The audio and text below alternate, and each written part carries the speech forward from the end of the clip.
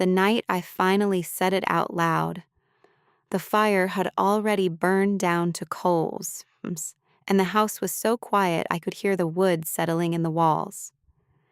I had been sitting across from him for an hour, maybe longer, watching him read without seeing a single word on the page, as my hands, folded in my lap, the way I had been taught to fold them since I was small enough to sit on a church bench without my feet touching the floor.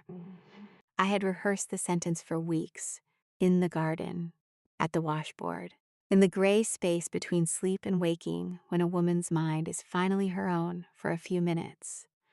And when I said it, when the words actually left my body and became real and irreversible in the air between us, what happened next was not what I had feared. There was no raised voice, no fist on the table. What happened was quieter than that, and it was worse.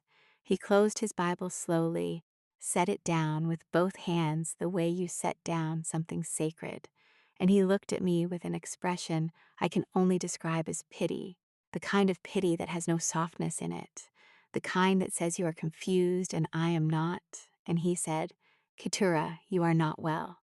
And in that moment, I understood exactly what I was up against.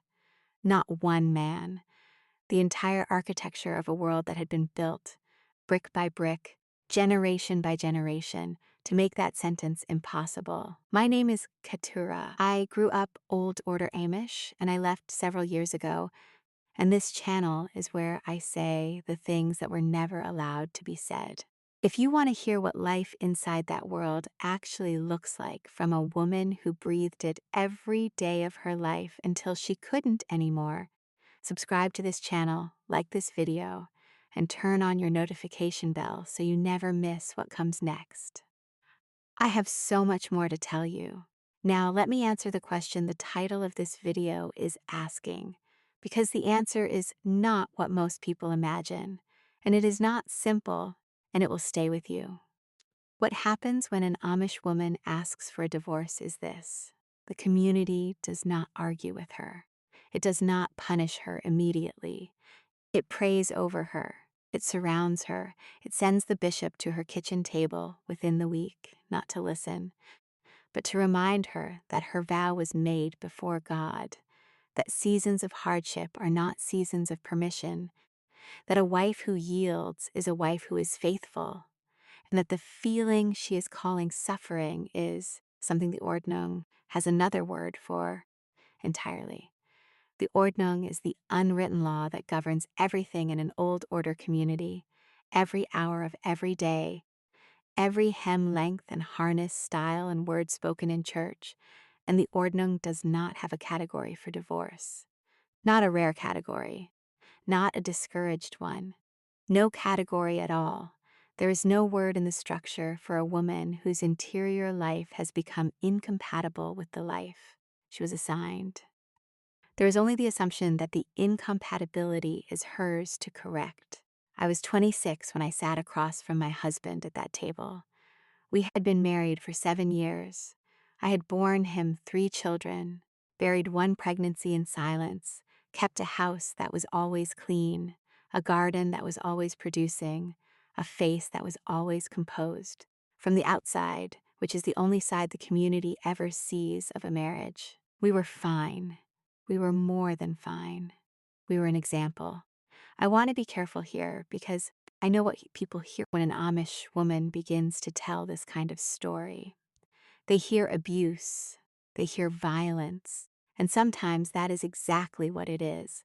For many women I have spoken to, the danger was physical and it was real, and it was something the community's silence actively protected.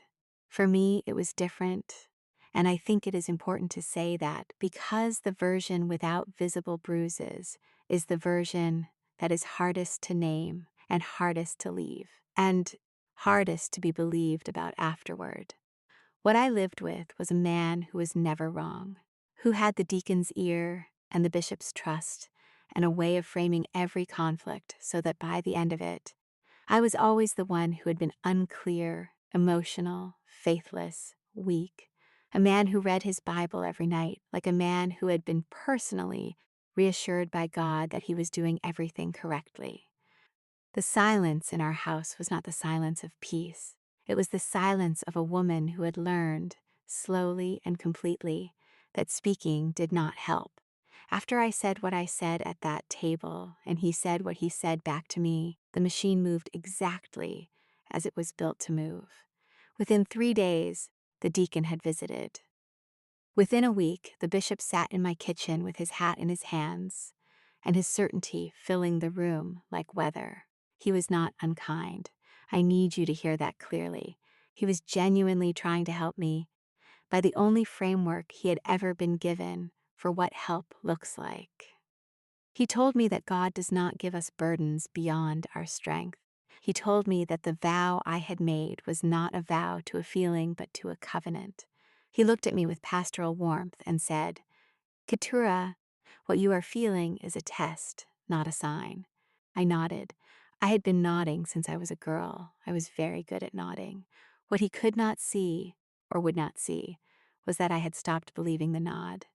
A woman I was close to, a woman I had grown up alongside in canned peaches with every August of my adult life, had tried to leave 2 years before I did. Her situation had different particulars, but the same structure. She told me in the quiet of her summer kitchen that when she had gone to her bishop and tried to explain what her marriage was costing her, he had listened with patience and then told her that a woman who gives everything to her household is storing up treasure that no one can take from her. She told me this without any particular bitterness, which was the thing that frightened me most.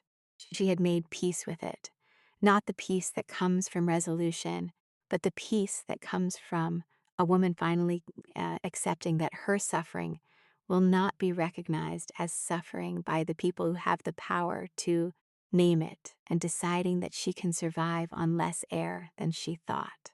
I want to tell you what actually happens procedurally when an Amish woman tries to leave a marriage, because the details matter and most people have never heard them.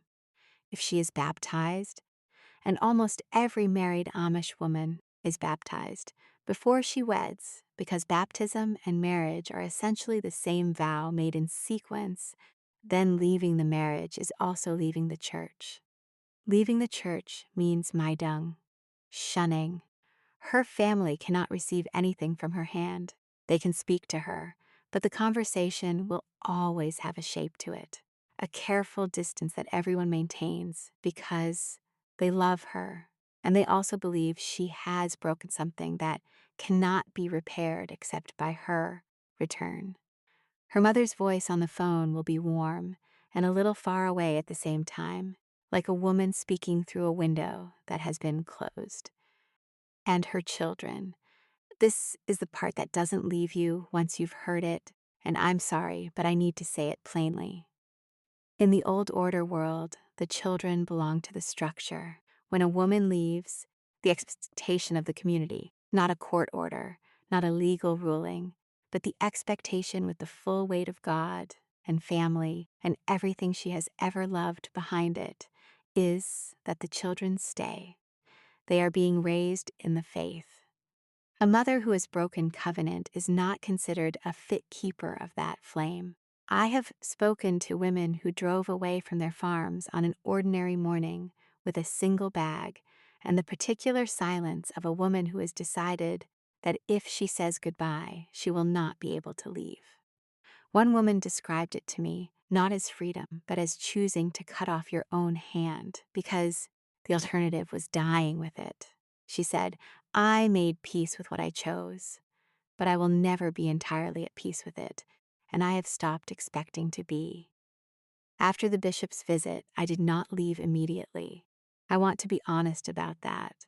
I went back into the work of the house and the work of the marriage for months more, sometimes convincing myself that the feeling was mine to overcome, that submission was a practice, and I had not practiced it well enough.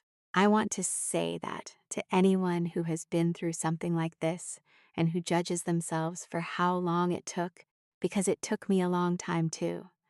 and the reasons it took were not weakness.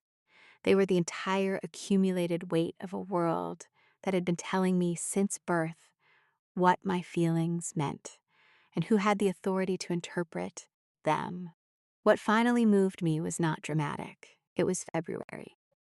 I was at the washboard in the cold back room with my hands red and my mind doing the arithmetic it had been doing for years, and I thought, I have done this every week since I was 17. I will do it every week for the rest of my life in this house, and I will never, not once, be permitted to name what I feel doing it without being told that the name itself is the sin. I went inside and I found the piece of paper I had been keeping folded inside my winter sewing kit for 5 months. I made a phone call that changed everything. The shunning came the way I always knew it would, and it was as exact and as painful as I had imagined. My mother's voice careful on the phone, my sister's letters warm but edged, full of the word pray in the places where other words might have gone. My father's door opened just enough to show me what was on the other side of it.